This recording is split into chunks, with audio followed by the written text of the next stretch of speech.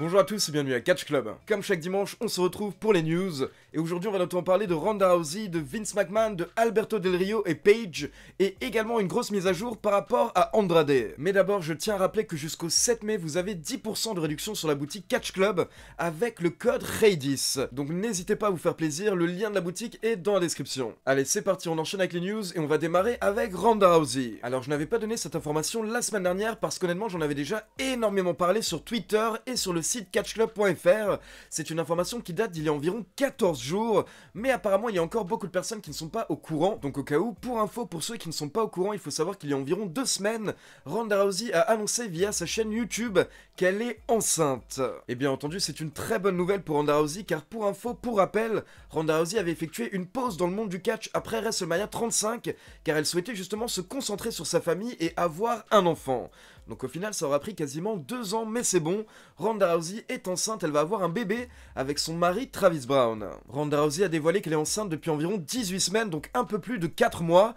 Et bien entendu, comme vous pouvez l'imaginer, ça veut dire qu'il n'y aura pas de retour sur les rings pour le moment concernant Ronda Rousey. Mais du coup, ce qui est un petit peu étonnant, c'est que récemment, il y a environ un mois, le président de la WWE, Nick Khan, avait annoncé que Ronda Rousey effectuerait son retour un jour sur les rings de la fédération. Donc soit Nick Khan et la WWE n'étaient pas au courant que Ronda Rousey était enceinte, ou alors Nick Khan et la WWE ont déjà discuté avec Ronda Rousey par rapport à son futur, et peut-être qu'elle prévoit de remonter sur les rings après sa grossesse. En tout cas, bien entendu, félicitations à Ronda Rousey et à Travis Brown. On continue avec une petite mise à jour par rapport aux absents du côté de la WWE, et on démarre avec AJ Styles et Omos. Car pour info, nous n'avons pas vu les champions par équipe de Raw depuis WrestleMania 37, mais ils sont apparus il y a quelques jours lors de l'émission WWE de Bump. Et lors de cette émission, AJ Styles a expliqué que Omos et lui étaient absents ces dernières semaines parce qu'ils étaient partis chez Omos au Nigeria pour faire la fête. Mais bonne nouvelle pour tous les fans des champions par équipe, AJ Styles a confirmé qu'ils seront de retour lors du prochain épisode de Raw lundi soir. J'en profite également pour préciser à toutes les personnes qui me demandent où sont les catcheurs comme Edge ou Sasha Banks, que ces catcheurs et ces catcheuses ne sont tout simplement pas utilisés par la fédération actuellement. Il n'y a rien de grave, il n'y a pas de blessure ou quoi que ce soit, mais d'abord concernant Edge par exemple, il faut comprendre que Edge est une légende. Edge est un catcheur à temps partiel, donc il ne sera pas présent toute l'année à SmackDown. La raison principale, c'est notamment de protéger son corps et faire en sorte qu'il ne se blesse pas. Et concernant Sasha Banks, c'est un petit peu comme AJ Styles et Omos, la WWE avait jugé que ce n'était pas nécessaire de les utiliser pendant quelques semaines, mais il n'y a rien de grave, donc il faut comprendre que parfois si vous ne voyez pas votre catcheur ou votre catcheuse préférée pendant quelques semaines, c'est simplement que la WWE ne les utilise pas, parce qu'il faut comprendre que la WWE a des dizaines et des dizaines de catcheurs sous contrat, donc forcément tout le monde n'est pas utilisé chaque semaine.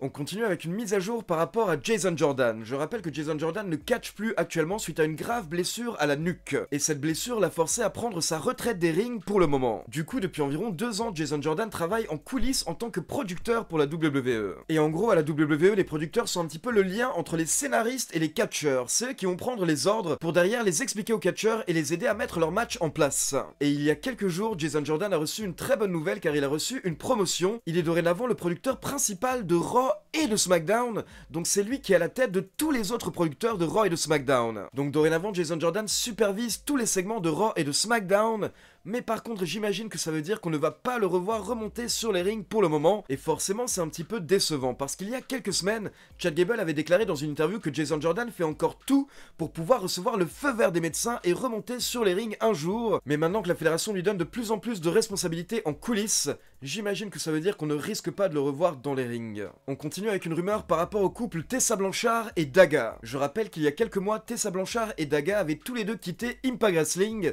et depuis, ils sont en train de fêter leur mariage. Mais d'après le média américain SE Scoops, Tessa Blanchard et Daga seraient actuellement en négociation avec la AEW. Le média américain précise même que les négociations ont lieu depuis plusieurs semaines, elles auraient bien avancé, et apparemment Tessa Blanchard et Daga se rapprochent de la AEW. Mais je précise que pour le moment, rien n'est officiel, rien n'est signé, mais je rappelle également que le père de Tessa Blanchard, Tony Blanchard, travaille bien entendu à la AEW, c'est le manager du clan de MJF. On continue avec une mise à jour par rapport à l'affaire Mickie James que je vous ai raconté la semaine dernière dans la dernière vidéo news. Donc pour rappel, il y a environ 10 jours, Mickie James avait reçu un colis de la part de la WWE avec un sac poubelle dans lequel il y avait toutes ses affaires. Et forcément, comme elle venait juste de se faire licencier, Mickie James n'a pas apprécié et elle a posté une photo de ce sac poubelle sur Twitter en taguant Vince McMahon. Et quelques heures plus tard, le soir même, on a eu le droit à des excuses de la part de Triple H, Stephanie McMahon et John Laurinaitis sur Twitter. Les 3 officiels se sont excusés auprès de Mickie James et ils ont également précisé que la personne qui était responsable des colis a été virée par la WWE. Il s'agissait de Mark Carrano. Et depuis, on a eu le droit à une nouvelle mise à jour de la part de Mickie James. Et dans cette nouvelle mise à jour, Mickie James nous dévoile 2 choses. D'abord, selon elle, les femmes à la WWE sont maltraitées, notamment à cause de leur âge. Elle dit que ce n'est pas normal qu'à partir d'environ 40 ans, les catcheuses sont traitées comme des vieilles et que durant son dernier run à la WWE, on s'est tout le temps moqué de son âge, alors qu'il y a plein de catcheurs masculins qui ont 40 ans ou plus au sein de la fédération et qui sont même champions, et pourtant personne ne se moque de leur âge au sein de la fédération. Donc Mickie James souligne ces différences de traitement par rapport à l'âge des catcheuses et des catcheurs en disant que ce n'est totalement pas normal. Et à côté de ça, Mickie James nous dévoile que depuis la semaine dernière, elle a reçu un coup de fil de la part du grand patron Vince McMahon qui s'est directement excusé auprès de Mickie James en disant que ce n'était pas l'image qu'il avait d'elle et il ne souhaitait absolument pas la traiter de cette manière ou encore lui manquer de respect. Mais Mickie James explique qu'à la base, quand elle a posté la photo de ce sac poubelle et qu'elle a tagué Vince McMahon dans le post, c'était en fait pour alerter Vince McMahon, car selon elle, il se passe plein de choses pas très cool au sein de la WWE sous le nez de Vince McMahon, et Vince McMahon ne se rend compte de rien, car bien entendu, il est trop occupé, il a trop de choses à faire, et donc il ne voit pas tout ce qui se passe au niveau des officiels et des catcheurs et des catcheuses. On va terminer cet épisode avec une grosse partie concernant Alberto Del Rio et Andrade et des nouvelles fédérations. Donc d'abord, concernant Alberto Del Rio, il faut savoir qu'il a fait parler de lui cette semaine en annonçant qu'il allait affronter Andrade le 31 juillet prochain au Texas pour un show de la Nación Lucha Libre. Et quand j'ai partagé cette information sur Twitter, il y a beaucoup de fans qui étaient étonnés car beaucoup de fans pensaient qu'actuellement Alberto Del Rio était en prison. Mais ce n'est pas le cas et je vais tout vous expliquer. Donc d'abord, et pour répondre à une autre question des fans, il y a beaucoup de personnes qui se disaient mais comment est-ce que quelqu'un peut encore embaucher Alberto Del Rio en 2021? Eh bien sachez en fait que ce n'est pas le cas, c'est Alberto Del Rio qui s'embauche lui-même. Car comme je vous l'ai expliqué, Alberto Del Rio a annoncé qu'il va affronter Andrade le 31 juillet au Texas pour la Nación Lucha Libre. Et la Nación Lucha Libre est une fédération cofondée par Alberto Del Rio. Car clairement, suite à sa réputation actuelle, Del Rio sait qu'il ne peut pas bosser autre part, donc au final il a cofondé sa propre fédération avec Chavo Guerrero. Et ce qui est tout de même assez étonnant, c'est que de grands noms comme Chavo Guerrero ou encore Andrade accepte de bosser malgré tout avec Alberto Del Rio. Et il faut savoir que quand Alberto Del Rio a annoncé son match face à Andrade, à la base les gens ne le croyaient pas, car de nos jours plus personne n'a confiance en Del Rio, mais par la suite Andrade a lui-même confirmé ce match sur son compte Twitter. Et pour info, Kalisto, Primo et Epico ont également été annoncés pour cet événement qui aura lieu le 31 juillet, et du coup avant de passer à la suite concernant Andrade, je termine par rapport à Alberto Del Rio. Car pour ceux qui suivent la carrière d'Alberto Del Rio, vous êtes sûrement au courant que l'année dernière, il y avait une femme qui avait porté plainte contre Del Rio pour kidnapping, séquestration, agression sexuelle et bien d'autres choses horribles. Donc actuellement il y a des poursuites judiciaires contre Alberto Del Rio et il devrait y avoir un procès en 2021. Mais par contre, petite mise à jour pour ceux qui ne sont pas au courant, il faut savoir que vers début 2021,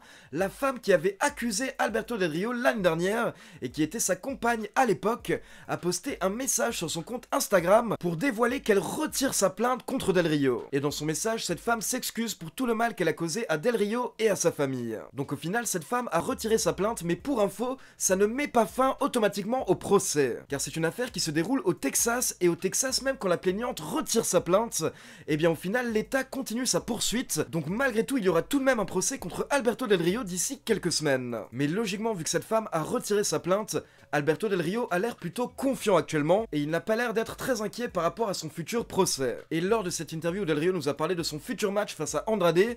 Del Rio en a également profité pour parler de Paige. En effet, Del Rio a dévoilé qu'en 2017, quand Paige et lui ont rompu, ils auraient signé un contrat de confidentialité qui empêche Del Rio et Paige de dire du mal l'un de l'autre. Et si l'un des deux brise ce contrat, il devra alors $1 million à l'autre. Et selon Del Rio, Paige aurait brisé ce contrat l'année dernière avec différents tweets où elle aurait accusé Alberto Del Rio. Mais Del Rio a voulu faire le grand prince en disant qu'il ne souhaite pas prendre l'argent de Paige.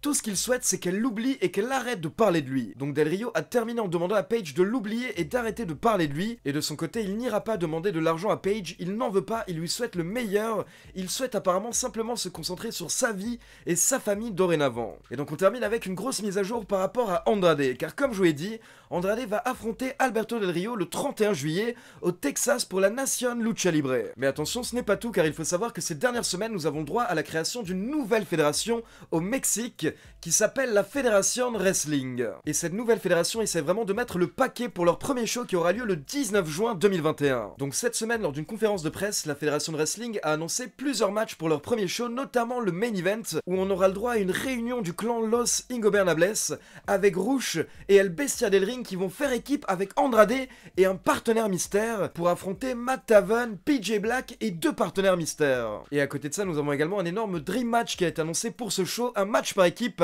avec Pentagon et Phoenix, donc les Lucha Bros, contre Bandido et Dragon Lee. Donc Andrade va catcher en juin pour la Fédération de Wrestling, puis en juillet pour la Nation de Lucha Libre. Et ce n'est pas tout, car hier soir, lors du show de la AAA Rey de Reyes, Andrade est apparu lors d'une vignette, lors d'une promo, et Andrade en a profité pour challenger le méga champion de la AAA, Kenny Omega. En effet, Andrade a expliqué que ce n'est pas normal que le titre de la AAA soit autour de la taille d'un Canadien, donc il veut ramener ce titre au Mexique. Donc Andrade a proposé un match pour le titre à Kenny Omega lors d'un des prochains gros shows de la AAA, Triple Mania 2021. Donc comme vous pouvez le voir, ça bouge énormément pour Andrade actuellement, et je rappelle que Andrade n'a pas de clause de non-concurrence de 90 jours, donc il peut littéralement apparaître où il le souhaite, quand il le souhaite. Donc voilà, c'est tout pour les news. Maintenant, comme d'habitude, c'est à vous. N'hésitez pas à me laisser vos avis dans les commentaires, et comme d'habitude, n'oubliez pas de liker la vidéo, de vous abonner à la chaîne et de cliquer sur la petite cloche pour être informé de la sortie des prochaines vidéos. Ciao tout le monde!